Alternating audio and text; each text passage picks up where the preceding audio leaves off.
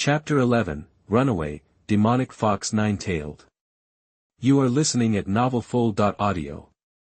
Students who hadn't achieved blades and yet craned their necks to see what was happening, pretty much all of them did. Blade Zen isn't easy, most Soul Reapers train for years to master it, these guys just got their Zanpakuto, so success isn't a given. I overestimated you, but the reality is even more surprising. The teacher smiled. What's the sword called?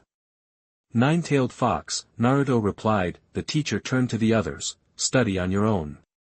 I'm taking Naruto out for a bit. Some, feeling brave, raised their hands. Teacher, we want to see Naruto's release, too. Keep practicing. The teacher said, rejecting their request. This isn't a game.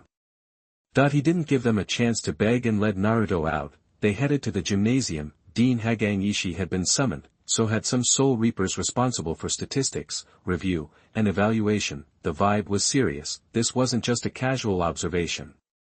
Naruto, don't sweat it, the teacher reassured him.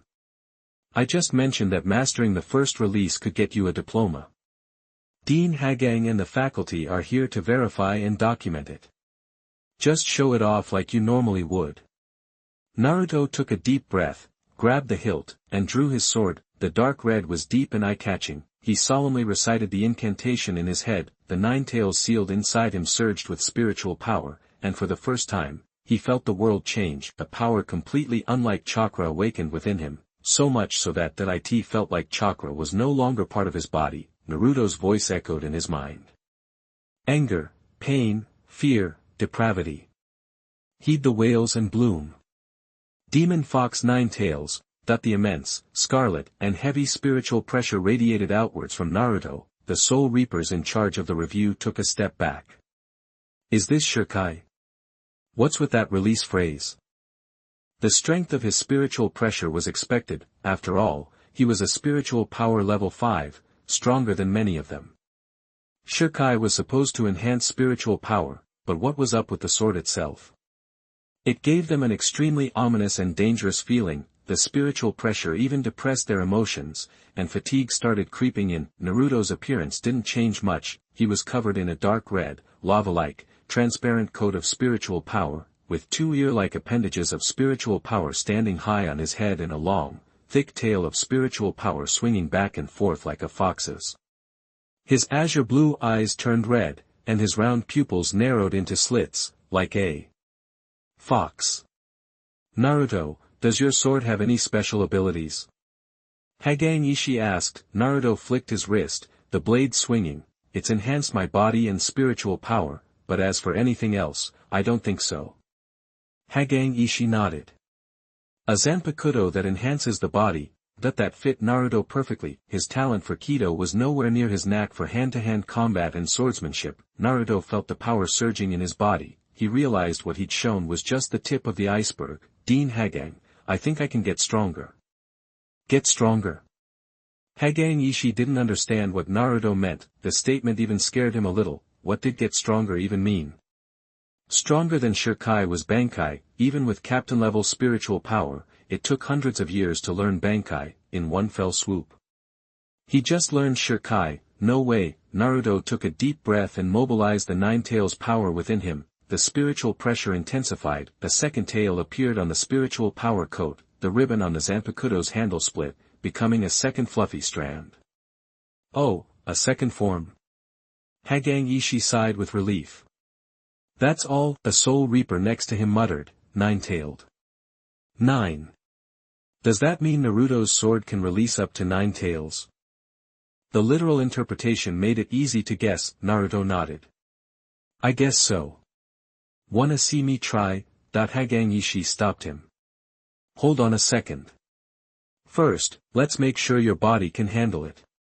He'd lived for ages and never seen a Zanpakuto change forms and amplify its power after Shirkai, but before Bankai, sure, Zanpakuto had all kinds of weird abilities, so this outlier wasn't shocking, but he knew power came with a price. Since Shirkai only had one tail, it meant that level of power was best for Naruto right now. Increasing it might cost him. Naruto nodded obediently. He checked himself out and shook his head. I feel fine. Just a little excited. I've got this urge to fight. Excitement and the impulse to fight? Those weren't negative effects. They could even be beneficial in combat. The 13 court guard squads had their share of combat maniacs. They were excited and impulsive all the time, not a price at all. Go ahead and try, Haganyishi said softly. Naruto nodded and gave a yell. The third tail whipped out, the handle split into a third plush ribbon. The changes were subtle, the spiritual power coat covering his body thickened, becoming less transparent, the spiritual pressure fluctuated more violently. The watching Soul Reapers couldn't help but step back. This sword is crazy strong, one said. They'd only felt this kind of pressure from a few high-ranking lieutenants. For a student who just joined the academy to have this kind of oppressive spiritual pressure was amazing. How do you feel? Haganyishi asked, pleased. Naruto considered it. About the same as before, just more hyped. He heard a buzzing in his ears, like noisy, mixed roars. It urged him to draw his sword and hack away at everything. His body had the same instinctive urge, but he could still control himself. Any health issues? Hayuka Kazuki asked worriedly. Naruto shook his head. No strain. Then keep going. The moment those words were spoken, the fourth tail extended, the spiritual power coat changed drastically, going from a translucent dark red to a completely opaque deep red. It looked like the spiritual energy had come alive and swallowed Naruto whole. The ominous and dangerous feeling was even stronger. Everyone felt horrified, like thorns down their spines. In their sight, Naruto raised his sword and swallowed it, hiding the Zanpakuto decorated with 4 ribbons from view. His Ryatsu grew even stronger. Then his posture shifted, no longer standing like a human but crouching on all fours like a wild animal. His eyes no longer showed pupils, only 2 circles of bright white light. Hayuka Kazuki's heart skipped a beat, and he felt dread. Naruto? He asked tentatively, but all that greeted him was the roar of the spiritual monster that had swallowed Naruto. Immediately after, the air exploded, and the creature vanished from the spot. He's out of control, watch out. Bo Genjixi shouted as a warning. He remembered the emotions that had affected Naruto earlier. He thought of Naruto talking about emotional excitement. Just like he'd expected, with the release of each tail, the sword demanded a price, but the price wasn't spiritual power or his body, but his sanity. The words were barely out of his mouth before the tailed beast Naruto charged a Soul Reaper, swinging his claws and creating strong gusts of wind. Boom. The Soul Reaper gave up chanting at the last second and used the 8th of Binding Arts, Rebuke, condensing his spiritual power into a ball to absorb most of the damage. But even the aftershock sent him flying and embedding him firmly in the wall.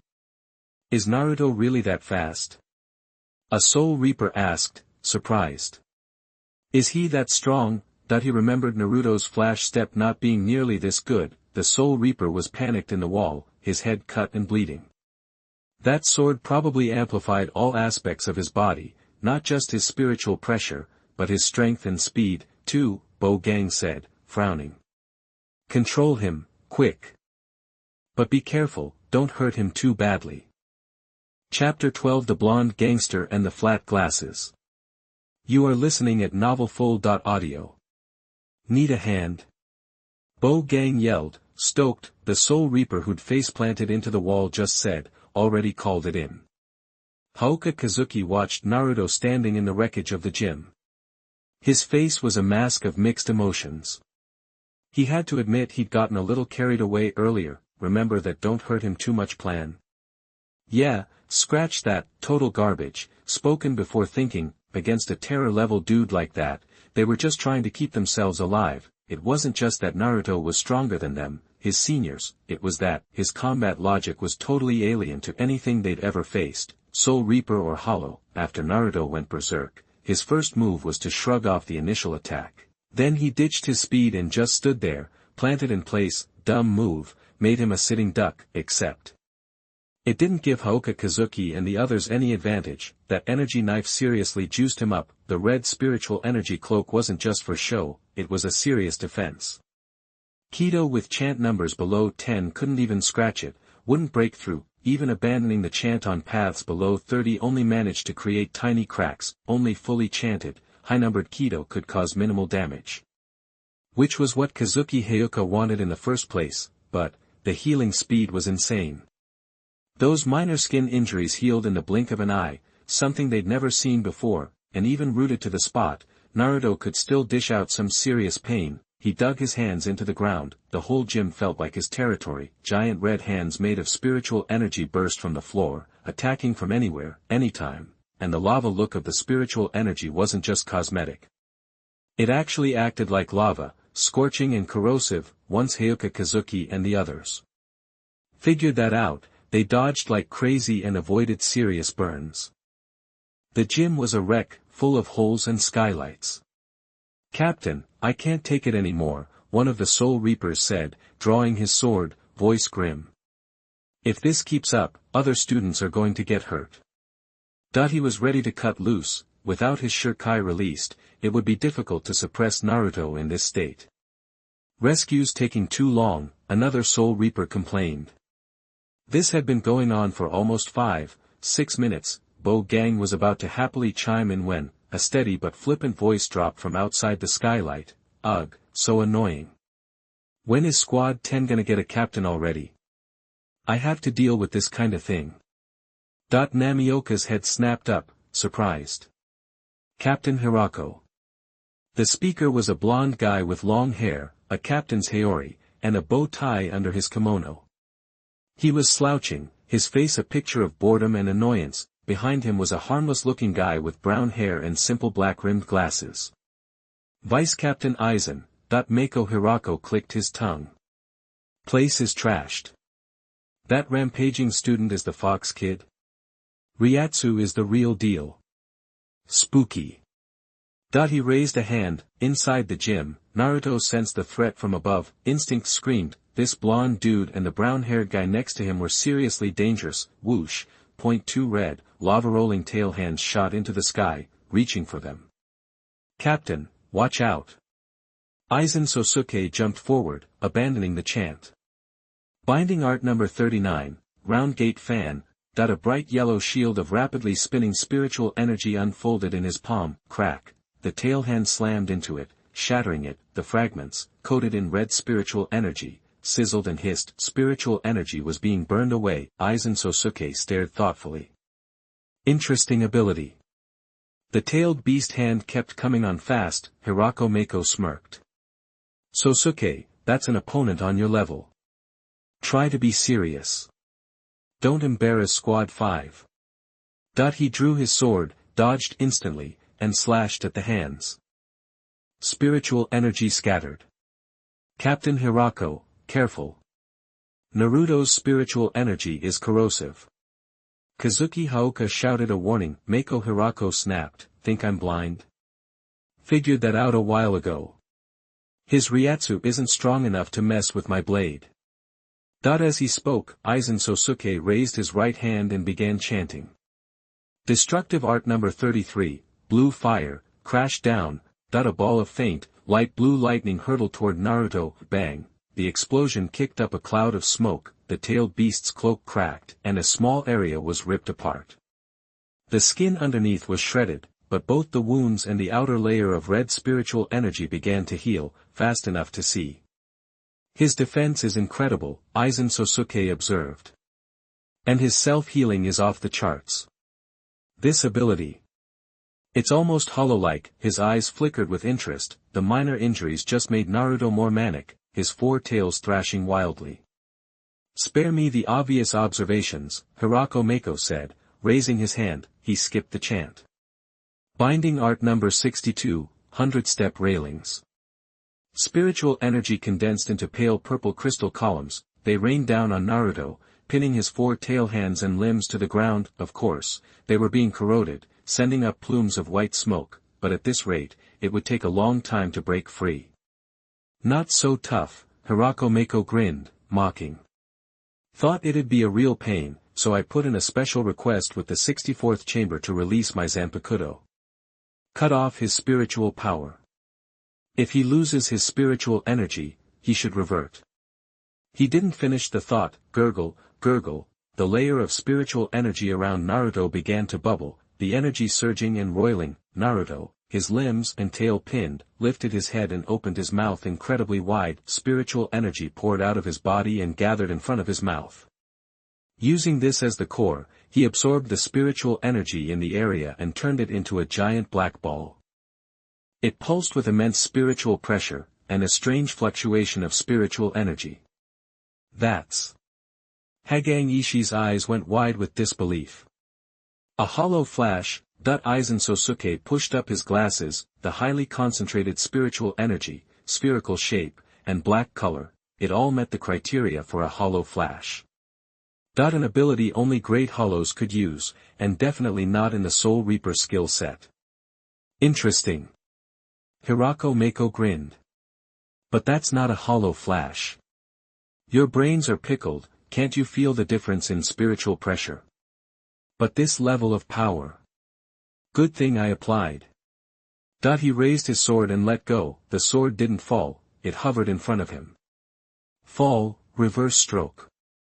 The shape of the Zanpakuto shifted, a ring expanding at the end of the handle. With a clang, the blade began to spin. A strange fragrance filled the air, instantly reaching everyone in the gym. The world turned upside down. At that moment, the tailed beast ball fired, but the target was absurdly far off. Shooting high into the sky, it detonated with a deafening boom. Spiritual energy ripped outward, and shockwaves rolled. The already wrecked gym finally collapsed under the added strain. Hirako Mako raised his hand, seizing the moment. Binding art number 4, this rope. A golden rope of spiritual energy shot from his palm and wrapped around Naruto's head in a 5-petaled pattern. Aizen Sosuke moved to fly down. Hirako Mako beat him to it, sealing Naruto's lock knot and soul sleep, 2 key acupuncture points that regulated spiritual energy. Damaging them wouldn't kill him, but he would lose all spiritual power. Sealing them would prevent the spiritual energy from flowing. Without the support of spiritual energy, the red outer cloak began to fade, revealing the host's face, a blond boy. The drain on his physical and spiritual strength had caused Naruto to fall unconscious. Captain Hirako, what should we do with him? Aizen Sosuke asked with a smile. Hagang Kazuki immediately jumped in. I asked him to try his initial release. Hirako Mako glanced at them both, grabbed Naruto, and scoffed. You guys crazy? Obviously, we're sending him to Squad 4. That much spiritual power, that type of spiritual energy, I don't know what kind of damage it's done to his body. He grinned, a touch of malice in his eyes. Or should we send him to Squad 2 instead? Chapter 13 The Missing Half. You are listening at novelfull.audio. Haoka nodded, beaming. Totally. We're heading to the 4th Division, Captain Hirako. Let's all go together. A few of my guys got banged up. Each division in the Godiai 13 has its own job. Team 4. They're the medics. 2nd Division handles interrogations in the slammer, not exactly a fun place. Aizen, grab this kid's blade. Hirako Mako was holding Naruto by the scruff of his neck, like he was wrangling a stray pup. Sosuke Aizen didn't even blink at his captain's casual order. He strolled over and spotted something half buried under the rubble. He paused, then turned. Excuse me, Haoka, did any of you lose a sword to this Uzumaki Naruto? Haoka shook his head, still grinning. Nope. Why'd you ask, Aizen? Aizen Sosuke bent down and picked something up. Because there are 2 swords here. Point one was dark red, the other a lighter shade. He snatched up the dark red one with his left hand. This is pretty sweet looking. And this one? He waved the other. Yours, maybe? Haoka tilted his head, still all smiles. The least injured Soul Reaper chimed in. I'll check around, see if anyone's missing a blade. Haoka nodded, happily taking the lighter-colored sword and Naruto by the arm. No need to trouble you with the sword, Aizen. We're heading to the 4th Division anyway, I'll hold on to it for now. Aizen Sosuke just smiled and nodded. Whatever works, Haoka. The 4th Division's headquarters was tucked away in a quiet corner of the Suriidii. Naruto's case was definitely unusual. Shinosuke Yamada, the lieutenant, started out in charge, but he quickly called in the big guns. Captain Unohana herself. Outside the clinic, people started showing up left and right. Soul Reapers from the Spiritual Arts Academy hurried back and forth, reporting on the sword-snatching investigation. Kairaku Shunsui, captain of the 8th Division, was there, sporting a cherry blossom pink haori and a straw hat, even more laid back than Hirako Mako. And 1st Division Lieutenant Jiro Chojiro, all white hair and handlebar mustache, in his crisp, formal uniform. Still getting patched up. Kairaku Shunsui murmured, eyeing the sword in Haoka's hand. That blade hits pretty hard, huh? Hirako Mako shook his head. Not exactly patched up. Unohana says the kid's got something weird going on inside. She's still poking around. Kairaku Shunsui looked puzzled. Weird how? Mako Hirako just clicked his tongue. How should I know? I was a mess on the way back. Just then, the door swung open. Yamada Sinasuke stepped out, all polite formality. Captains, please, come in. Captain Unohana wants to talk. They filed inside. Aizen Sosuke was about to follow. Aizen, you hang back. Hirako Mako stuck his head out, looking the other way. Just making sure unwanted guests don't wander in where they shouldn't. Aizen Sosuke stopped dead, but his smile never wavered. Of course, Captain Hirako. He didn't seem to mind being left out while the other lieutenants went in, at least, not on the surface. Everyone else disappeared inside. *slam, Hirako Mako yanked the door shut. Aizen Sosuke kept smiling, the polished lenses of his glasses reflecting the light, obscuring his eyes. Inside, Naruto was awake. He lay on the hospital bed, head down, looking miserable. The 2nd Division Lieutenant, too? Unohana seemed surprised to see her. Captain Yamamoto's taking a close interest in this, Chojiro said. Unohana nodded. Aoka was the first to speak up. He was closest to Naruto and the most worried. What's wrong with Naruto? If it takes Captain Unohana this long, his release must be damaging him. Unohana shook her head gently. Uzumaki's body isn't damaged. It's just, unusual. She paused, her eyes settling on Naruto's belly. Uzumaki's explained some things to me already, but to make it easier to understand, let me explain it my way first. There's an incredibly powerful spiritual pressure sealed inside him, far greater than your average captain. At least 2nd-class spiritual power. 2nd-class spiritual power. And that was at least. Is it a hollow? Hirako Mako remembered his initial impression of Naruto, the attack that resembled a void flash. Unohana shook her head again. Not a hollow. Sinasuke told me about your impressions, Captain Hirako, Haoka. Although I didn't see it myself. That feeling was a purely emotional effect. She remained calm, her eyes flickering to her own sword. The power inside the whirlpool isn't hollow. It's not as evil as he says. On the contrary, it's a very pure, very. She paused, searching for the right word. A very living force, incredibly healing. Even without spells, that spiritual power itself has a healing effect. You all seem to have some misconceptions about it. Haoka let out a relieved sigh. Good, the kid was okay, and his power was okay. Hirako Mako raised an eyebrow, glancing at the door. Is it, that thing? Kairaku Shunsui frowned. Like Jushiro, that he didn't spell it out, but everyone understood. Jushiro was his friend and fellow student, Yukitake Jushiro, the captain of the 13th Division. He was the weakest of the captains, always sick. He nearly died as a kid and was saved by a Spirit King fragment. No. Unohana had been around for ages. She knew what he meant, but she shook her head. Similar in nature, but different. What's inside Uzumaki is just a collection of creatures made purely of spiritual power. Haoka frowned. Sounds great, so why did Naruto go berserk when he released it? Because the sword hasn't fully accepted him yet, Unohana said softly. Haoka perked up, brandishing the two swords. But doesn't Naruto already know its name? It's rare, Unohana said gently. It's happened during Bankai a few times, but never right at the start. Names can be wrong.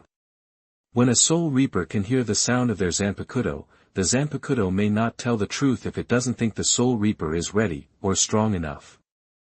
You can still release it, but you can only use part of the Zanpakuto's power, or the wrong power. That's probably what happened to Uzumaki. The spiritual power was strong enough to release the Zanpakuto, but for some reason, it gave him the wrong name. Or the sword is just too powerful. Even 5th level spiritual power isn't enough to control it completely. Naruto listened intently. He hadn't heard most of this from Unohana earlier. 9 Tails. Was that the wrong name? Wrong name. Haoka grimaced. Unohana went on, I think it's connected to another strange thing about Uzumaki. His power is both complete and incomplete. Even Kairaku Shunsui looked confused, complete and incomplete. How could that be? He should have another half that matches it, Unohana whispered. Like a pair missing one piece. Match, the other half, Haoka caught on, shooting a look at Kairaku Shunsui, then holding up the sword. Captain Unohana, we checked.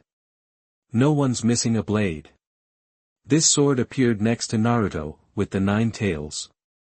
Could it be? Naruto actually has 2 Zanpakuto. Like those guys in Soul Society. He's only woken up one of them. The other's still asleep. Most Soul Reapers had single swords, but there were exceptions. 8th Division Captain Kairaku Shunsui and 13th Division Captain Yukitake Jushiro, fellow students, both owned extremely rare double swords. Unohana nodded slowly. It's the only explanation I can think of. She looked at the lost blonde kid on the bed, something felt off, but she couldn't put her finger on it. Double sword was the best explanation. For some reason, Naruto only released one of the 2 swords. The others sealed or something. What do you think, Kairaku? Kairaku Shunsui shook his head.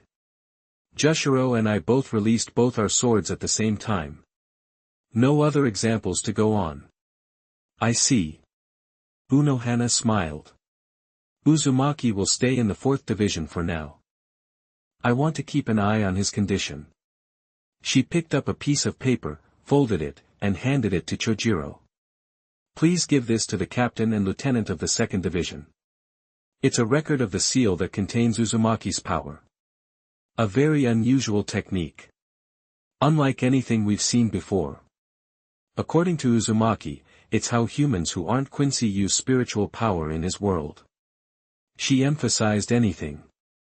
Chapter 14 Humans, Cats, and Foxes. You are listening at novelfull.audio. Chojiro left, mission accomplished. Don't beat yourself up. Kazuki Haoka walked to Naruto's bedside, gently placed the 2 knives down, and said, just don't fight this power. You really kicked our butts, even if it was a surprise. But I'm just a small fry. The captains are way stronger. They'll definitely be able to sort out this issue for you. Naruto looked up, their eyes met. Haoka was taken aback. Naruto's blue eyes didn't show any of the fear he expected, his gaze was steady, determined, and a silent apology to Haoka and the other instructors. He was tougher than Haoka thought. It's not that I'm resisting, it's just. Naruto clenched his fists. I wish I could do better. You little punk. Haoka chuckled, ruffled Naruto's hair. Unohana Retsu and Jushiro Yukitake were also taken aback by his response. It wasn't something you'd expect from a kid barely 20, facing a near-death experience. It was a good answer, mature, strong, and reliable. They had the patience and the time to help a gifted but still green teenager grow into his potential, but of course, it would be better if he could grow up faster. Now that's what I call a man. Shinji Hirako remarked, though his tone had a slightly sarcastic edge. I thought you'd be bawling in Dean Haoka's arms. Naruto looked at him, lips curling in distaste. He turned to Unohana Retsu. Captain Unohana, what can I do to control the Nine-Tails power without losing it? Continue practicing Blade Zen and connect with your Zanpakuto spirit, Unohana said with a warm smile. There's no rush, you're still young. We'll figure it out together. Naruto answered calmly, I already did. Unohana was surprised. I've already seen it, Naruto said, pointing to his chest. During my first Blade Zen. How many did you see? Jushiro Yukitake asked. Naruto looked at him, confused. Just one, of course. Jushiro Yukitake pondered. Those of us who wield dual blades are different from Shinigami who use a single sword. The number of Zanpakuto spirits matches the number of blades. So, too. The name itself is a clue. Like my Sojio no Kodawari and Jushiro's twin fish. The Kyubi might be incomplete or a nickname. Maybe it's the missing half Captain Unohana mentioned. Point 2. Naruto tilted his head, but in that underground waterway, there was only one fox, the Nine-Tails. I think the reason you can only unleash one of the swords is that the sword you are releasing now is too strong, Shunsui Kairaku continued. He raised his hands, gathering spiritual power. A ball of light appeared in each hand, identical in size and intensity. This is the case with Jushiro and me. The strength of our two swords is the same, so they emit light of equal intensity. Captain Unohana mentioned that the power sealed within you is at least as strong as a second seat's spiritual power. And you, Uzumaki, only have spiritual power at the 4th or 5th level. It's like this. The ball of light in Shunsui Kairaku's left hand expanded, shining brighter and hotter. The ball in his right hand remained the same size, but seemed to be swallowed up by the light from the left. You could barely see it. What do you see? Naruto wasn't dumb, he was sharp. The Nine-Tails light is too strong, overshadowing the light of the other Zanpakuto, so I've been ignoring it. Exactly, Shunsui Kairaku said, dispersing the two balls of energy. So what you need to do now, Uzumaki, is keep practicing Blade Zen and find your other sword. Maybe then you can complete your Zanpakuto's name or find something to balance the Nine-Tails power. Naruto nodded, thinking hard, find another inner strength. We'll also figure out what's going on with that weird curse mark on your body as soon as possible, Unohana Retsu said with a smile. Don't worry too much.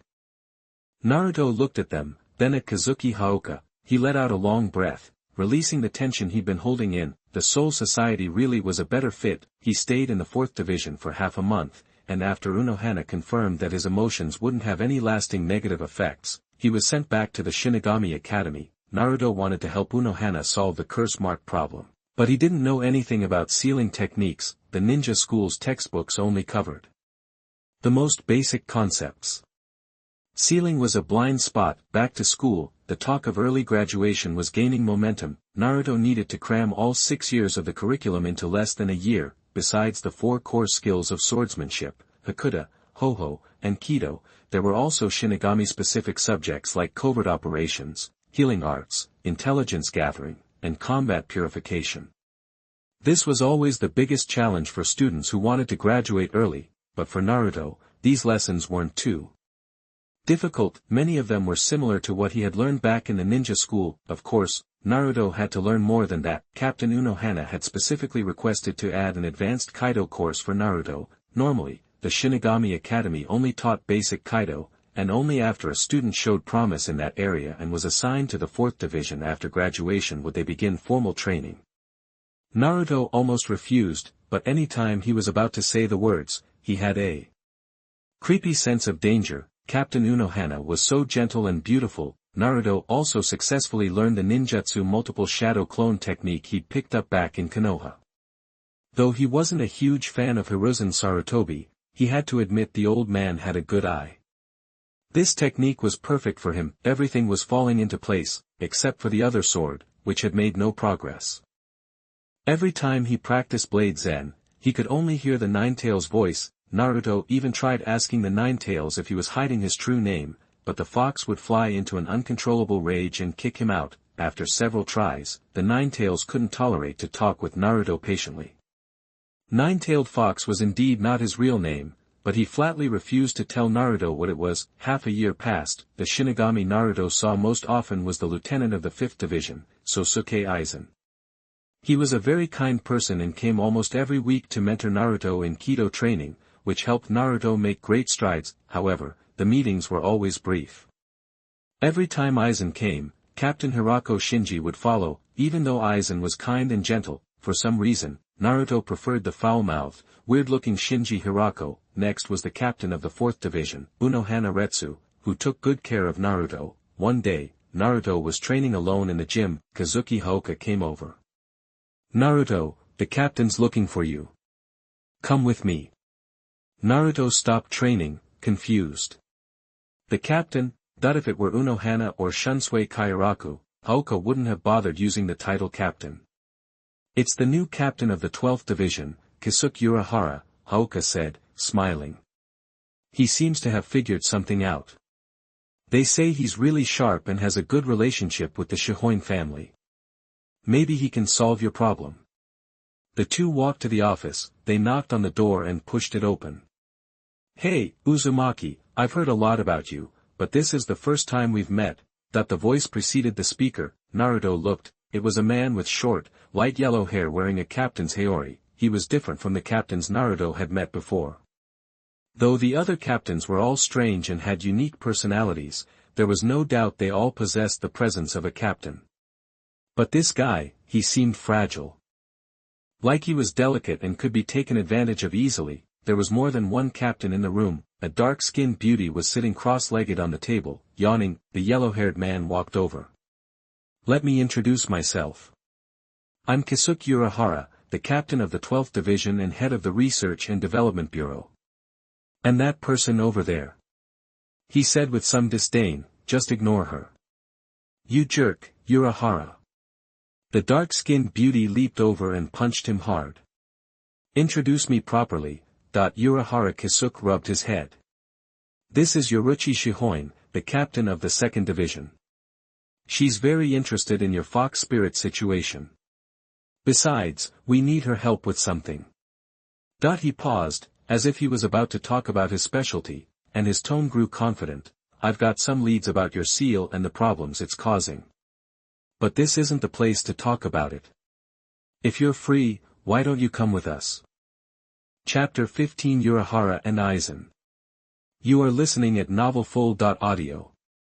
The Technology Development Bureau was Kisuke Urahara's baby, a brand new department he created after taking over. It was home to a collection of folks even weirder than Mako Hirako. Some had horns, others wore bizarre golden masks and danced around. And that was just the start. Some barely resembled human beings at all. Naruto even spotted a green catfish perched in front of a computer, typing away. Their attitude toward Urahara was unique. They didn't treat him with the rigid respect a soldier would show a captain. Instead, they were too absorbed in their own work. Urahara didn't bother acknowledging them, leading Naruto and Yoruichi Shihoin deeper into the bureau. They arrived in a huge, empty, desolate space. Naruto was taken aback. An entire world existed underground, complete with its own sky. He was also confused. Why bring him here? This place felt more like a training ground. If it was a medical exam, the labs upstairs with all the fancy equipment would be far better. "Let me introduce you to my pride and joy, Uzumaki," Urahara announced, spreading his arms wide. "This is the first thing I built after establishing the Technology Development Bureau. Down here, we're completely shielded from the Soul Society's surveillance. That includes any restrictions the 46th Chamber might impose on us captains. Even using Bankai won't trigger any alarms." Naruto frowned. This didn't sound like a research facility. "The seal on you is quite peculiar," Urahara said, stepping closer. "Whether you're talking about a Shinigami, a Hollow, or even a Quincy.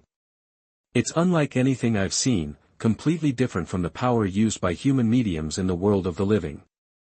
Urahara paused, studying Naruto. Initially, he hadn't planned on getting involved. He had viewed Unohana Retsu's request for help as a simple favor between colleagues.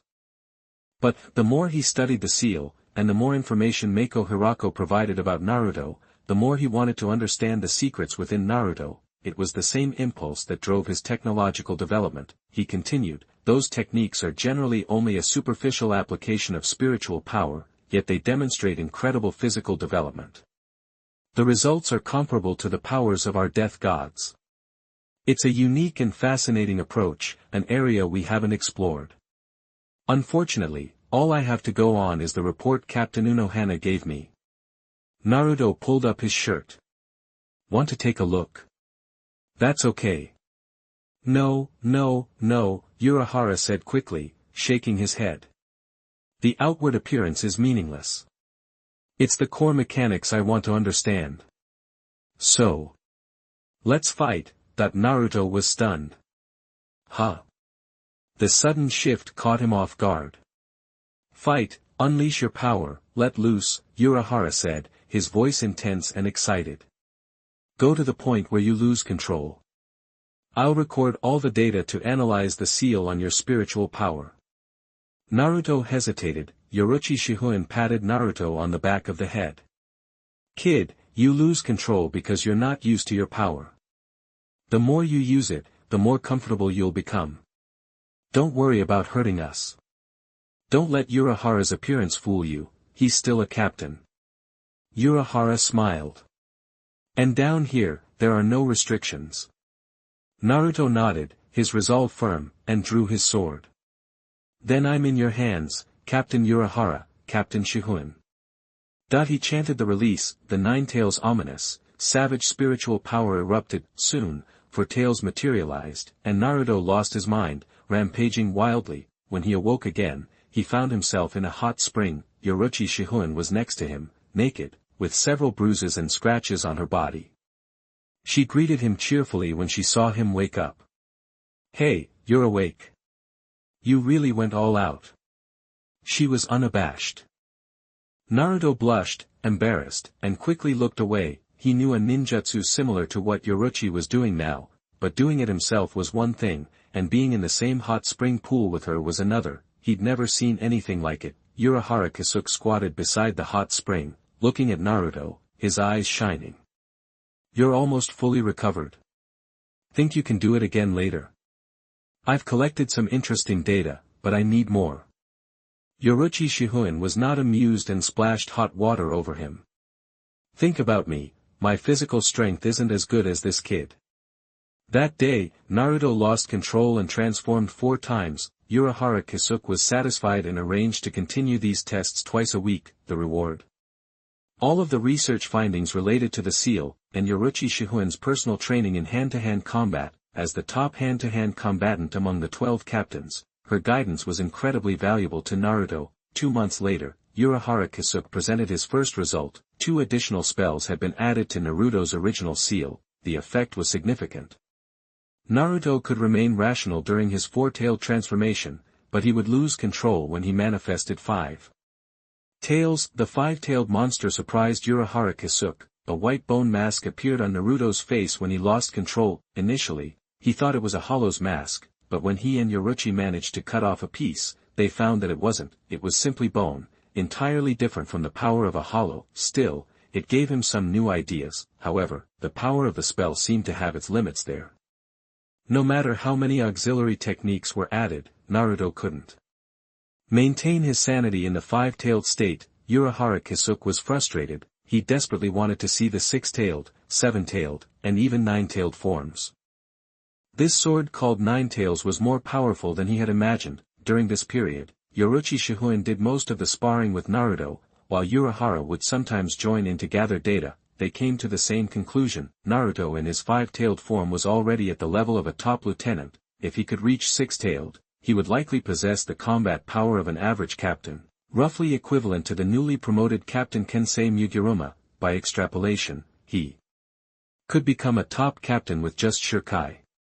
But, no matter how eager Urahara Kisuke was, he knew his boundaries. Whenever Naruto was about to lose control and manifest another tail, he would seal it without hesitation, cutting off the flow of spiritual energy. Research always took place with the safety of Naruto, himself, and Orochi as the priority. Time flew by with training, learning, and research. At the school's training grounds, Aizen Sosuke, while teaching Naruto the Heido above level 50, said, "It's graduation season again." Naruto was surprised, a little dazed. Yeah, graduation season. He looked out at the distance, and the cherry blossoms were blooming once again. Have you decided which squad you want to join? Aizen Sosuke asked. Naruto shook his head. Doesn't the school assign people after registration? That's for ordinary students, Aizen Sosuke said, smiling. You're different. You're a genius. Captain Hirako wants to recruit you. Naruto considered it. 5th Division. Well, in a few days, you'll go to the world of the living with the 6th-year students to learn soul burial, right? Aizen Sosuke changed the subject, seemingly wanting to avoid making Naruto uncomfortable or conflicted. Naruto nodded, grinning. Yeah, Dean Higane told me. Soul burial was a ritual where the Shinigami would purify souls and send them to the Soul Society. It was a skill that every Shinigami needed to master. Naruto was no exception. He looked forward to his internship in the world of the living. Maybe it would solve the mystery of why he inexplicably traveled between Konoha and the Soul Society. The ceremony was straightforward, and the internship in the real world was largely symbolic, representing that the students had finally left the campus, could stand on their own, and were becoming official Shinigami. I wish you success, Aizen Sosuke said, offering his blessing. But I'm sure you'll be fine since you have Urahara and Shihoin as instructors. Naruto smiled brighter. And with Vice Captain Aizen's guidance. If it weren't for you, I wouldn't have thought I could learn so many advanced Kido. Just call me Sosuke, we're friends, Aizen Sosuke said softly.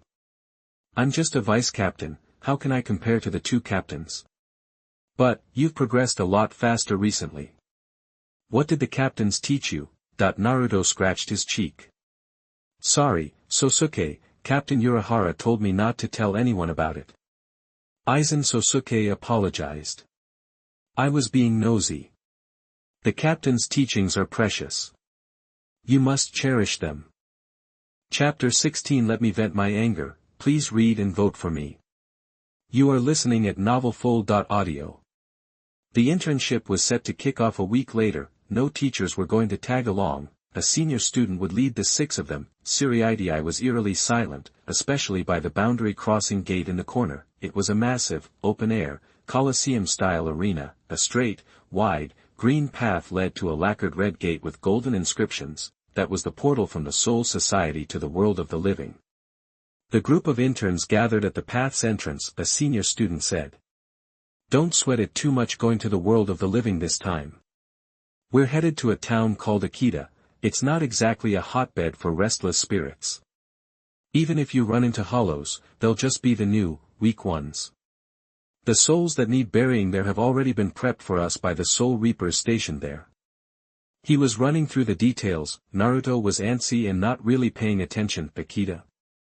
Never heard of it, sounded like some backwater town, maybe in the boonies. Wonder if it was even in the Land of Fire. The Land of Fire was the country that ruled Konoha. He'd heard of the Water and Wind Kingdoms, but wasn't familiar with them. While lost in thought, the senior wrapped up his briefing. Everyone, head back to the drop-off point as soon as you're done with your soul burials. The massive red gate slowly and silently slid open. A wave of gentle white light spilled out. The senior held up his hand, and a black hell butterfly landed on his index finger. Stick close to your team. Without a hell butterfly to guide you, you're playing a dangerous game in that messed up world. In the world, the night sky was bright. Deep in the forest, a white dot flickered, rapidly expanding like a 4-pointed star. The ukiyo-e gate appeared in the white light and slowly opened. A group of Death Reapers walked out, chattering. Naruto looked around. The trees were sparse, barely reaching the sky. This definitely wasn't the Land of Fire. The trees around Konoha were tall and lush. These were more like saplings. Alright, let's get to it. The senior clapped his hands softly. The other students scattered, heading off to find the souls they needed to bury. Naruto stood his ground. The senior called out, Uzumaki, something wrong? Senior, what country is this? Naruto asked. He was all ears, expecting an answer like the Kingdom of Wind or Thunder. The senior looked confused. Why do you want to know? This is Japan. Soul Reapers usually weren't that interested in the living world. Most civilian Soul Reapers, born in Rukongai, were second-generation souls, kids born from the union of souls. but considering this student from Jinyang Spiritual Arts Academy was one of those rare types with massive spiritual power, even after death, asking the question wasn't totally surprising. Japan. Naruto was taken aback. Is it close to the land of fire? That he'd never heard of that country name before. The senior blinked. The land of fire? Sorry, Uzumaki, I've never heard of that place. Naruto's eyes widened. The unease he'd felt before the internship was now in full swing. How is that even possible? The land of fire is the strongest. The senior smiled a little. Strongest? I don't know much about the world, but I don't think the most powerful country on earth has that name. Naruto nodded, unconvinced. Okay, got it. Maybe the land of fire is just the name of a village. The senior said, trying to reassure her. You were pretty young when you came to the Soul Society, Uzumaki, maybe you're just misremembering. Naruto grinned at him. Right, thanks, senior.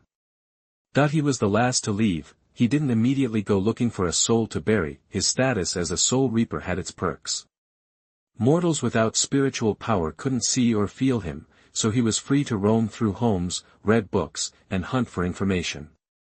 The scenery was amazing here, seas of clouds, forests, hot springs, but Naruto wasn't paying any attention to it. He quickly found a world map in a local store. Japan was a tiny speck on the map. The country was vast, but none of them were named the Land of Fire. He also found traces of ninja. But, it was different from the ninjas he knew. Sure, they did stuff like spying, gathering intel, and assassinations, but the ninjas in this world were just ordinary people, not to mention chakra. They had never even mastered spiritual power. They were divided by factions, not villages. It all added up to one thing: Konoha wasn't in the world of the living connected to the Soul Society. This was a totally different time and place. He couldn't find his parents in the Soul Society. Naruto sat on a branch. He stared at the lone, waning moon, half hidden by thick clouds. He felt like he was back at the boundary gate. The students were rushing back, one after another. Soul burial wasn't exactly hard, but sometimes the soul's location was a bit of a moving target, and tracking them down took time. It tested their ability to tap into spiritual connections. Is Uzumaki back yet? The senior looked around when most of the group had returned, but that striking golden hair was nowhere to be found. Not yet. I saw Uzumaki heading east. Seemed like he was still soul-searching. The senior frowned. Restless souls are always on the move, making it hard to find them. That's how many souls became hollows. They wandered around until the Death Reapers found them, but, with Naruto's skill level, it shouldn't be taking this long. The dean and the teachers had all said that Naruto was at a senior officer's level in every way. He didn't need to worry. But the look Naruto had when he asked that question earlier was bothering him. No matter how strong he was still just a kid, barely 50. After all, the senior hesitated about whether to send out a search party for Naruto. Just then, several powerful, evil spiritual pressures erupted nearby. He jumped and nervously looked around. Two hideous monsters with white bone masks suddenly burst from the trees and charged. Their target was obvious: the Soul Reapers. Watch out! Hollow attack! A senior student yelled. The students panicked. They didn't have much experience fighting hollows. Fourth binding spell, white lightning. But some of the senior students stayed calm, quickly reacted, chanted, and released spells. But the white lightning struck one of the hollows, but it barely scratched it. The hollow sneered. It seemed to laugh at how weak the attack was. It's a high-level hollow. A senior student was barely able to keep his voice steady. Quick, send a distress signal. Can't. Another person shook his head. The hell butterfly in his hand trembled weakly. Spiritual communication is down. We can't call for help. Hearing that, everyone looked over. Down. How? The trainees were supposed to stay in touch with the Soul Society at all times during the internship. Delicious spiritual power. A hollow lunged toward the crowd, grabbed a Soul Reaper, and spoke greedily. It was a craving for food. The senior drew his sword and fearlessly charged forward, slicing its arm. The other seniors reacted and chanted together. 12th binding spell, hidden fire. A thick line of orange fire surged, binding the hollow's arm and forcing it to drop the person it was holding. Burning white smoke billowed, but the injuries weren't fatal, just enough to hurt the hollow. It struggled and easily broke the fire. Another swipe of its claws sent the senior flying. The hollow lowered its body, charged forward, and was about to bite him. Senior! Someone screamed, giving it everything they had, filled with dread. At the last second, a red spiritual power fireball slammed into the hollow, knocking it over and exploding. The hollow howled in pain. Black, viscous liquid dripped from its body. The senior students recognized it as the 31st Hado, the red fire cannon. They couldn't cast it. Who did? The answer flashed in their minds. Uzumaki. Someone shouted. They looked in the direction of the spiritual pressure. The blonde boy stood on a tree branch. The waning moon made a soft background behind him. Sorry, I was spaced out. I got here late. He slowly loosened his grip, his eyes sharp. Hollows? It's my first time fighting this kind of creature. Just think of it as. Naruto said, drawing nine tails and swinging the blade forward. Letting off some steam. He flashed away and vanished. The students only saw a streak of golden light pass before their eyes. Then, the hollow's body was split in two. Chapter 17 Nine-Tailed Beast. You are listening at NovelFull.audio. The students were floored, especially the ones who'd attacked first. Seriously, it was a struggle for a bunch of them to even scratch that high-level hollow. Its defenses were practically impenetrable. Then Naruto just strolls in and solves it. With one swipe of his sword. The blonde kid looked up at the fading hollow and said, cool as a cucumber. That was it. That's a hollow. Didn't seem as tough as they made it out to be in class. The upperclassmen hung their heads in shame. Sorry. Your weakness made you overestimate it. The hollow's head, still buzzing with energy, floated nervously in the air. It realized how powerful the Soul Reaper in front of it was, but it wasn't about to back down. Can it fly? Naruto wondered, eyeing the flapping wings and raising his hand. Soul Reapers can pull off something similar. High-level Shinigami can spread spiritual energy and walk on it to achieve a flying effect. Naruto had the spiritual pressure, but hadn't learned how, yet. Binding art number 4, Restraint Rope. He skipped the incantation entirely. A golden rope of light shot from his palm and wrapped around the hollow's feet. The hollow thrashed, beating its wings furiously. Naruto wasn't exactly Mr. Muscle at this point. Good plan, though. Breaking art number 11, Thunderclap Cannon. Thunder crackled along the golden rope, shocking the hollow's body, numbing it, draining its strength. It stumbled, losing its balance. Naruto gave the rope a hard tug. The hollow plummeted, and he finished it off with another slash, splitting it in two. Black goo splattered on the ground, dissolving into spiritual particles. Crisis averted. The students breathed a collective sigh of relief. Thanks, Uzumaki. We're lucky you were here, one of the upperclassmen said, genuinely grateful. He'd been the one nearly eaten. His words opened the floodgates, and everyone chimed in, gushing with relief and praise. He's a once-in-a-century genius, no doubt. Thunderclap cannon without the incantation. Awesome job. Naruto grinned sheepishly. Are all the other students back? He'd never gotten this much straightforward, enthusiastic praise before. It was a little awkward. The upperclassmen counted heads. Yeah, everyone's here. Then let's get back, Naruto said quietly. Don't want any more trouble. He didn't even finish the sentence. An upperclassman stared ahead, horrified, sword in hand. The gate's sealed. We can't open the portal. No way. Another upperclassman instinctively pulled out his own sword. He jammed it into the empty space.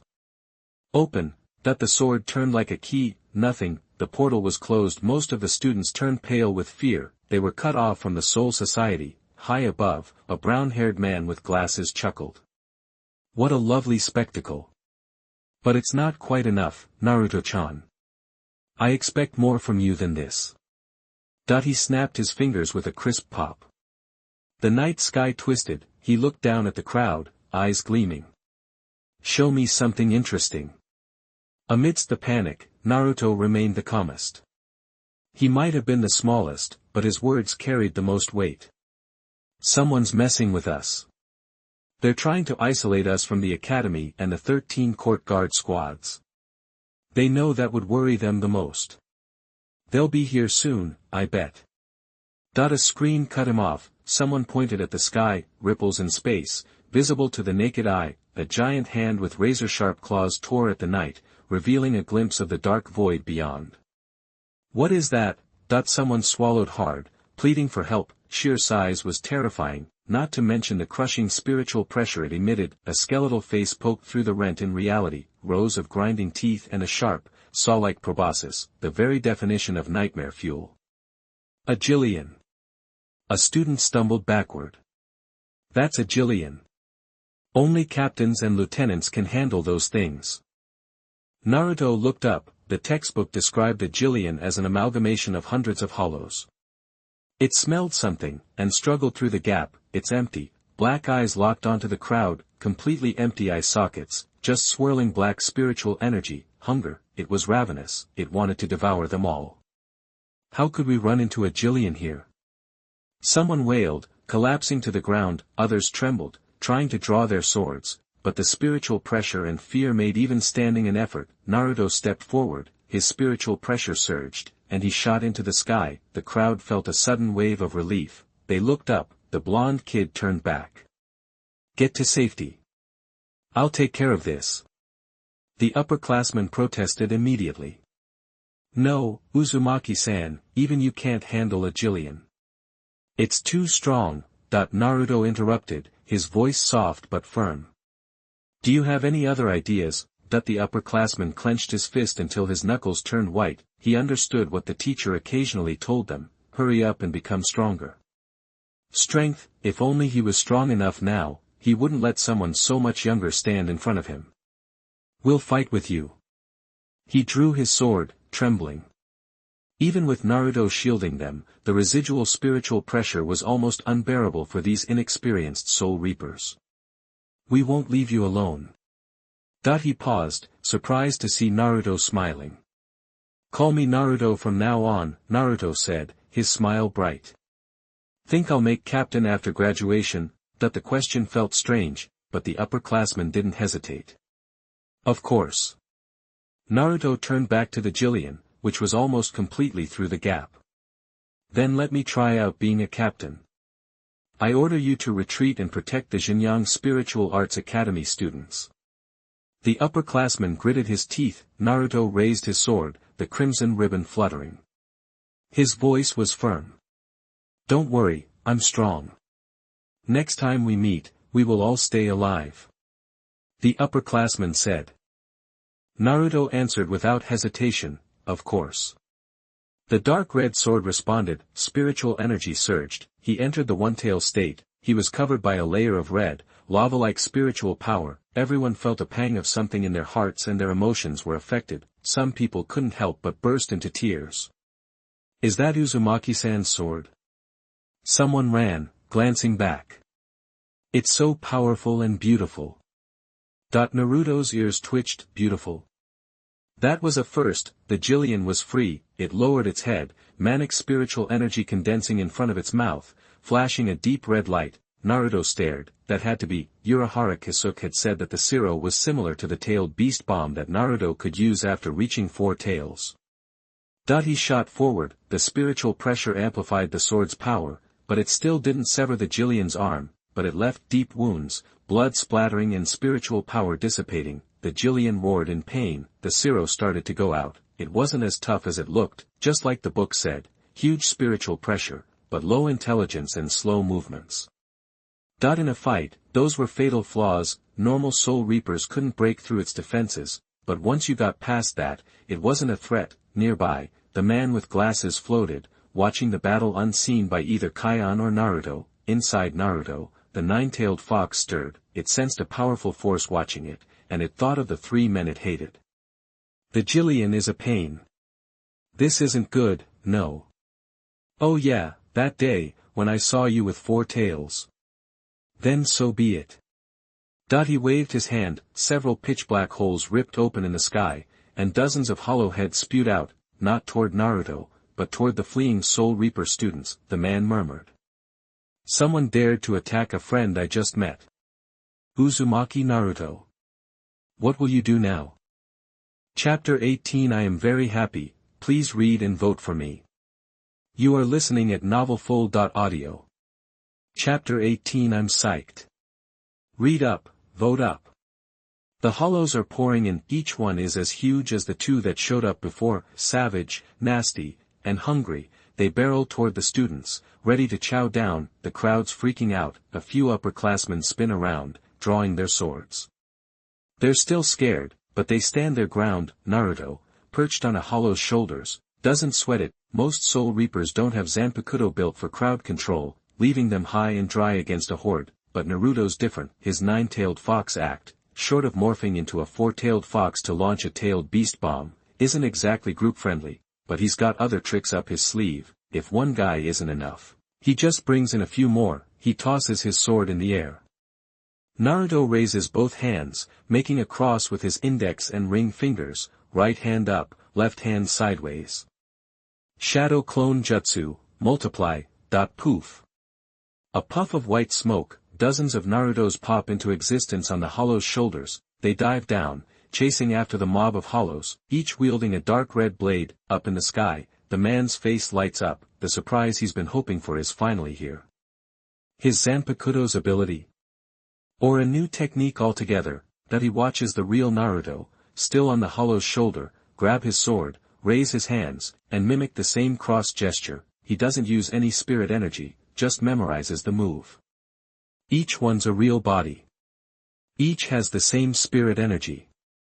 But the total spirit pressure hasn't changed, just spread out between them. Interesting. With the spirit pressure spread thin, the clones can handle the hollow swarm, but Naruto himself is struggling with the big hollow. He unleashes the third tail, finally dealing some damage. The hollow howls in pain. It tries a few times to rip open the sky and bolt back to its dark hole. Sure, Naruto and the Soul Reaper students reek of tasty spirit energy, but its gut tells it to get out of dodge. But the guy staging this whole thing isn't letting it leave. He's soaking it all in, documenting every detail. That's some serious spirit pressure. Even split up, it can still hurt that big hollow. But not enough. This ain't gonna cut it. He reaches out and rips open the sky himself, like a theater owner starting a big show. Another big hollow crashes in, and with it, another swarm of regular hollows, buzzing like bees, all headed straight for the students. The nasty, rotten spirit energy of the hollows swamps the area. The moon vanishes, and dark clouds roll in. Naruto grits his teeth. One more big hollow. No big deal, but he glances over at the crowd. They aren't freaking out anymore. Maybe because Naruto's clones are holding them down, or maybe they're just used to the pressure. Lots of them have stood up, drawing their swords, using their spirit powers, helping the clones fight. They're not making a huge difference, but they're showing some guts. But then, more hollows appear, and their faces fall again. Naruto takes a deep breath and raises his sword. He needs more clones, he needs more spirit pressure. He's not crazy about the Four Tails transformation, even though he can keep his head thanks to the curse seal Urahara Kisuke cooked up, but being buried under all those bad vibes still sucks. A fourth red energy trail bursts out, and a huge, powerful wave of spirit pressure rolls off him. Dark red spirit energy coats his body from the feet up. He opens his mouth and swallows the sword. The fourth tail pops out. The other clones copy him, summoning even more shadow clones to tackle the hollow swarm. Naruto stands up, looking kind of freaky, like a fox standing on its hind legs. He pulls out another sword and leaps high. The hands of the two-tailed beasts fly out of his body. They grab the two hollows by the head. They yank hard. The hollows go down like dominoes, crashing into each other. In the air, Naruto bends the four tails toward his mouth. Spirit particles gather, quickly forming a dark ball that he spits out. It's not huge. Naruto traded power for speed. It's just the size of two fists. It doesn't spin, just flies straight. It slams into the hollows' heads. The small ball explodes with a bang, sending out shockwaves. A gust of wind clears the smoke and dust. The heads of the two hollows are gone, quick and to the point. Naruto drops to the ground, landing on all fours, then stands up fast, clamps down on his spirit energy, and chants the incantation. Point one of Urahara Kisuke's inventions, it lets him keep his spirit energy in check. The fourth tail vanishes, the dark red fades to see-through, and the three tails behind him wag, up in the sky. The man holds out his hand, feeling the hot wind on his palm. His plain glasses seem to catch the flash of the explosion. So, this is the power you didn't use that day? With that much spirit pressure, there's still this kind of destructive force. It's not a soul reaper, but it's not a hollow either. He repeats the incantation to himself. This could be a real breakthrough. Let's push it this time. They'll break through soon enough. He waves his hand, the sky slowly hides him. Accidents are the world's little treasures, and they shine when the sun hits them. I'm having a blast. Naruto, are you having a blast? Naruto doesn't have time to think about it. While he's busy dealing with the hollows, he's also got one eye on the sky, worried about a third big hollow crashing the party. But, that's all, folks. These hollows finally get the message, crack open their dark holes, and bail. Naruto takes out the ones that can't escape with a single blow. An upperclassman points behind him. Awesome, the gate's open. The Senkamen is open, the gap appears, and two white shadows shoot out first, then a bunch of black figures. Hollow spirit energy hangs in the air, making the newly arrived Soul Reapers nervous, but they soon realize it's just a few stragglers being chased down and sliced up by the blonde kid in the red spirit energy coat. Naruto. Soifon breathes a sigh of relief and calls out. Her face is serious as she stares at the massive, crumbling corpse nearby. The other captain turns his head, tossing his blonde hair. It's Shinji Hirako. He's always got a sour look on his face, but when he's serious, he looks downright scary. Without a word, he glances at the hollows, then quickly looks away, locking eyes with the man in the plain glasses nearby. The guy's been right next to him the whole time, but for some reason, Hirako can't shake the feeling that this guy's behind all of this. Soifon, you're here. Naruto slices up the last hollow, waves his hand, and the clones vanish. A big hollow? Soifon points at the corpse. Naruto nods. Yup, two big ones. Big hollows. Soifon frowns even harder. Any casualties? They're different from regular hollows. Big hollows usually don't show up in the human world, they stick to Hueco Mundo and their own turf. Naruto shrugs. He's clueless. The upperclassman next to him grins, his voice tired but excited. Lucky for us, Naruto was here. He not only took on the big hollows, but he also helped us fight off the regular hollows. There were at least 100 of them. If it wasn't for Naruto, we'd all be goners. Some of the students got hurt, but Naruto patched them up quick, and everyone made it. The Soul Reapers from Squad 2 show no emotion. They're already on the move. The Squad 5 Soul Reapers who came with Hirako are surprised and stare at Naruto in disbelief. Took down a big hollow, saved students from 100 hollows. Did a kid who hasn't even graduated do all this? These veteran Soul Reapers aren't so sure they could pull it off. No one died. That makes both captains breathe easier. It's the best they could hope for. What's going on with the Senkamen? Naruto asks. Soifon shakes her head. We're still trying to figure it out. Urahara's got a headache. Let's head back for now. Squad 4 is on standby. Chapter 19 Yamamoto Genryusai Shigekuni, please read and vote. You are listening at NovelFull.audio. The 4th Division mobilized 8 rescue squads, over 70 strong, ready to go. They weren't needed, the students' injuries were minor. One squad could have handled it, even though Naruto wasn't hurt, he was kept for observation. This incident was serious. The 2nd, 8th, and 9th Divisions launched a joint investigation. The gate had functioned perfectly for years, but this time, an unknown force blocked it for an hour. If Naruto hadn't been there, it could have been the worst tragedy in the Academy's history. No injuries, spiritual pressure is stable, Unohana confirmed after a thorough examination. Naruto grinned.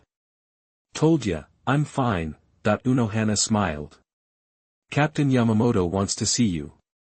Do you want to go today, or rest a few more days? Naruto paused. Captain Yamamoto.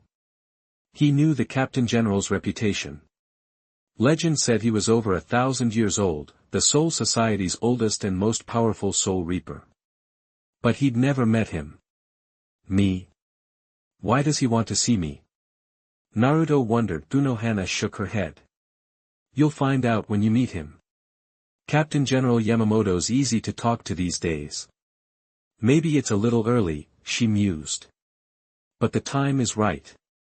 Naruto glanced at the two swords on the bedside table. Then let's go now. Konoha opened the door. Suzuki Chojiro, whom Naruto had met before, was waiting. Vice Captain Suzuki, Naruto's ready. First Division, Captain General Yamamoto lived in a serene courtyard, a dry landscape garden stretched out, concentric wave patterns frozen like cooled embers. Suzuki Chojiro stopped at a traditional Japanese room. Captain General Yamamoto, Uzumaki Naruto is here. Come in, a voice said. Chojiro Suzuki opened the door and gestured for Naruto to enter. Inside, an old man knelt alone. He was bald with a cross-shaped scar on his forehead. His eyebrows reached his chin, and his long beard was braided neatly. He looked ancient, but far from frail. As Naruto crossed the threshold, he felt an immense spiritual pressure, like a tiny boat tossed in a raging storm. Ninetales felt it too and bristled. How could Soul Society have so many powerhouses? One just now, and another now. Sit, Yamamoto said, waving a hand. Naruto sat opposite him. Captain Yamamoto said, Uzumaki Naruto, I've been watching you. I tasked the 2nd Division with covert observation. The 1st and 8th Divisions have people watching you 24/7. I personally review every report from Captain Urahara. Naruto frowned slightly. This wasn't just watching, it was monitoring. You're an anomaly, Captain Yamamoto continued. You're not from Rukongai, and the 13th Division has no record of your soul's passing. You appeared suddenly, making a splash. You possess powers unlike those of Shinigami, Hollows, or Quincy. Naruto started to speak. Captain Yamamoto stopped him. That's why I'm watching you. Your performance has been satisfactory. Especially today, your willingness and ability to protect your classmates. He paused, his eyes widening. Sharp, ancient eyes pierced through him. Secrets are a necessary part of life. I'm old and lack curiosity. Uzumaki Naruto. Naruto replied, yes. Will your secret threaten Soul Society? Captain Yamamoto asked, his voice sharp and heavy. Naruto shook his head decisively. No. Captain Yamamoto nodded. Very well. That's enough. Naruto looked at him, a strange expression on his face. Not curious. Trust me this much. It was new to him, a little sweet, a little heavy. Secrets stay secret because they live in the heart, Captain Yamamoto said.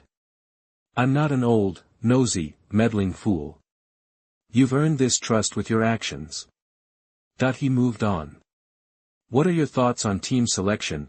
Naruto was unsure. He'd planned to join the 13th Division, the purification team that buried souls in the human world, but the human world wasn't Konoha.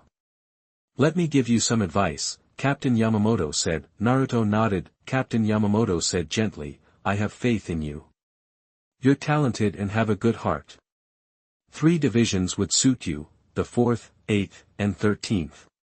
One was a surprise, the 4th Division, the medical team. Because of his healing abilities. Ri likes you a lot, Captain Yamamoto added. You have healing talent, but Rei isn't the best teacher for you. You're too gentle. Naruto realized Ri was Unohana. Captain Unohana is very kind. I like her too. Captain Yamamoto smiled. I hope you'll consider the 8th or 13th Division. You wield 2 swords. Shunsui and Jushiro also wield 2 swords. They are as kind as you but are more mature and set in their ways. They could guide you while you're still finding your path. Naruto clenched his fist. Captain Yamamoto paused. Selfishly, I want you to choose the 13th Division. Naruto was surprised. The 13th Division, that it aligned with his original plan, but why? He'd spent more time with Captain Kairaku Shunsui of the 8th Division. He'd never met Captain Yukitake Jushiro of the 13th Division. When Shunsui gets serious, he is capable, Captain Yamamoto said, scolding his student, but he's frivolous and lazy. His antics in the Gotei 13 are tolerated. Another Shunsui, and I'll be dead in a few years. You're a good kid. Don't let him lead you astray. Naruto considered it. Okay, I'll join the 13th division. Captain Yamamoto nodded. I'll give you 20 years. I'd intended to give the 10th division captaincy to Shiba Ishin. But since you're here, I hope you'll develop into a capable captain as soon as possible. Naruto took a deep breath. Yes, I will become stronger. Not strength, Captain Yamamoto corrected. Ability. A captain needs more than strength. You need a strong heart. A strong heart, Naruto repeated the words and nodded solemnly. Chapter 20 Fox, Sakura and Waiting for Snow Grass, please read and vote. You are listening at novelfull.audio. Chapter 20, Fox, Sakura, and Waiting for Snow Grass, please read. Please vote. Naruto headed back to the 4th division. He told Unohana Retsu about his decision. She wasn't surprised and was supportive. She agreed that Captain Yamamoto was right. She wasn't the best fit to train Naruto, however, even without a formal master-student relationship, Unohana Retsu still welcomed Naruto to the 4th division to learn healing arts from her. Naruto was a little puzzled. Was this really any different than being her student? Aizen Sosuke was the first to visit him, but Hirako Mako chased him off after only a few words. The second visitor was unexpectedly Shihoin Yoruchi. She brought a get-well gift. She was holding a boy with a high ponytail tied up with a binding rope. He struggled, annoyed. Let me go, you cat demon. I can walk by myself. Where's the dignity of the Kachiki family? Shihoin Yoruchi smiled playfully. Don't get your shorts in a twist. This is the 4th division. Quiet down, the patient needs peace and quiet. The black-haired boy clenched his fists and gritted his teeth. He hadn't figured out how to deal with her yet. Suddenly, he was tossed into the air, the rope was released, the boy barely landed on his feet. Naruto, I brought someone interesting to meet you, Shihoin Yoruchi said cheerfully. He's not quite as good as you, but he's still a genius. Hearing Naruto, the black-haired boy swallowed the words he was about to say to Yoruchi. He turned and looked at the blonde boy on the bed, confirming it was Uzumaki Naruto from what he'd heard. He immediately calmed himself, folded his hands in front of him, and bowed politely and properly. Hello, sir. I apologize for my rudeness earlier. I'm Kachiki Byakuya. Sorry to bother you. I look forward to your guidance. Naruto nervously pinched the bed sheet, leaned forward, and nodded. Hello, I'm Uzumaki Naruto. It's nice to meet you. I look forward to working with you. It was the first time he'd encountered such a formal greeting. Yoruchi kicked Naruto's legs aside and sat on the bed. Don't be so stiff, Byakuya. You brought me here to see Uzumaki-kun. Kachiki Byakuya held back from calling her cat demon. Yoruchi nodded confidently. Yep. You always call me cat demon on a regular basis. Kachiki Byakuya couldn't hide his frustration around her and immediately retorted, you don't act like the head of the Shihoin family at all. That's because you're too old-fashioned. Yoruchi put her hands on her hips. That's why I brought you to see Naruto. He's more talented than you. And like me, he's an animal. Kachiki Byakuya was stunned. I'm a cat, and he's a fox. Yoruchi raised her hand, making a fox gesture. Middle and ring fingers pinched the thumb, index and little fingers stood up like ears. So you can't beat us. Kachiki Byakuya gritted his teeth. Cat demon, what kind of logic is that? He admitted that Naruto was a powerful genius, but he wasn't bad either. Yoruchi saw his frustration, grinned, and lowered her voice. Two big hollows. Kachiki Byakuya was confused and looked at her, stunned. She said that without thinking, then he understood, and his eyes went to Naruto. Naruto took out two hollows by himself not long ago. Yoruchi jumped up and ruffled Byakuya's hair hard. And he wasn't even seriously hurt.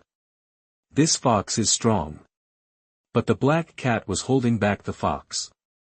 Kuchiki Byakuya's eyes widened in disbelief, 2 hollows. That's strong. He heard that Uzumaki Naruto was only at the 5th level of spiritual power, not much different from himself. Byakuya will be joining the team in a few years, you two should get to know each other, Yoruchi said, stretching as she walked out of the room. Naruto asked, Captain Yoruchi, are you leaving already? Yoruchi turned around and smiled. I still have to look into the gate incident. I just took a break from my schedule. If I don't get back, Omida will start complaining again. With that, she disappeared in a flash. Without Yoruchi around, Kuchiki Byakuya gradually calmed down. He had a somewhat cold personality, perhaps it was the constraint of being from the Kuchiki family, one of the 5 great noble houses. Maybe it was because Byakuya Kuchiki hadn't attended the Spiritual Arts Academy and wasn't good at talking to strangers. As a noble, he didn't need the Academy's graduation certificate or the team entrance exam to be directly admitted to the Gotei 13, but he was a decent guy.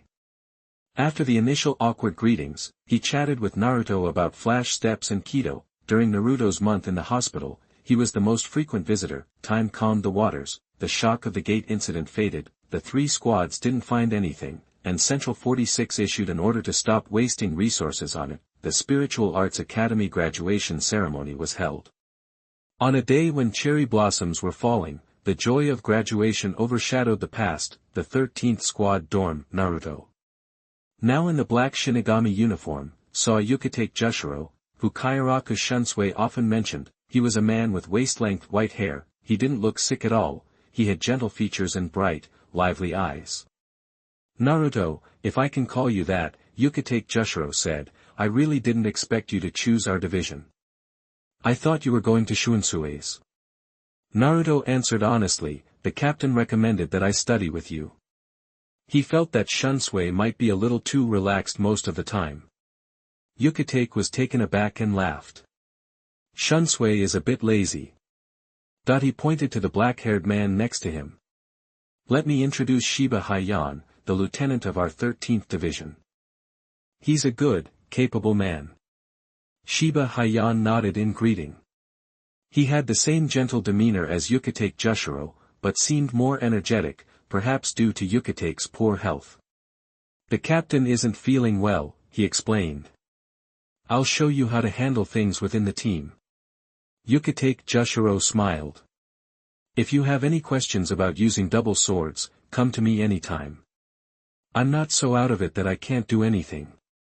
Even though you'll be captain of another team someday, even if it's short-lived, Naruto, you're now a member of our 13th squad. So, let me introduce you. Shiba Heian turned and showed Naruto what was tied to his left arm, the armband showing his position as lieutenant, along with the words and patterns on it. The characters for 13 looked like stems and leaves, cradling a small, lantern-like flower, Yukitake Jushiro explained. Each squad uses a flower as its emblem. Our 13th squad's flower is called snow grass. He paused and asked, Naruto, do you know anything about flower arranging? Naruto shook his head. Yukitake smiled. You can learn it. Captain Unohana loves to arrange flowers. The snow grass flower symbolizes hope. Hope? Naruto stared at Shiba Heian's armband, lost in thought. Maybe Captain Yamamoto wasn't worried that Shunsui would lead him astray but felt that Captain Yukitake was more likely to teach him to nurture his own potential. Jushiro Yukitake didn't talk for long before coughing. He was much weaker than he appeared. He said goodbye and left, leaving the rest of the work to Heian. Shiba Heian was a warm, gentle person. He patiently and carefully taught Naruto how to be a good captain. 5 years passed. Naruto went from a clumsy trainee Shinigami to a reasonably qualified third seat. Everything was peaceful during this time. SpecialAbilities seemed to have forgotten the gate incident. Only in occasional chats with Kasuke Urahara would one hear his complaints about the investigation being a bust. Kyubi was quiet and didn't cause any trouble. While learning to manage team affairs, Naruto didn't neglect his own strength, but still, nothing came of grabbing another's Zanpakuto. One day, Blade Zen training ended. When Naruto opened his eyes again, he was no longer in the 13th squad headquarters but in a clean hut in Konoha he'd fixed up. He was back in Konoha. He wasn't as confused as when he first came back.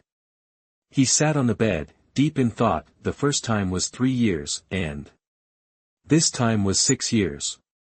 He'd spent nearly twice as long in Soul Society. Please keep reading. Please give me a monthly vote.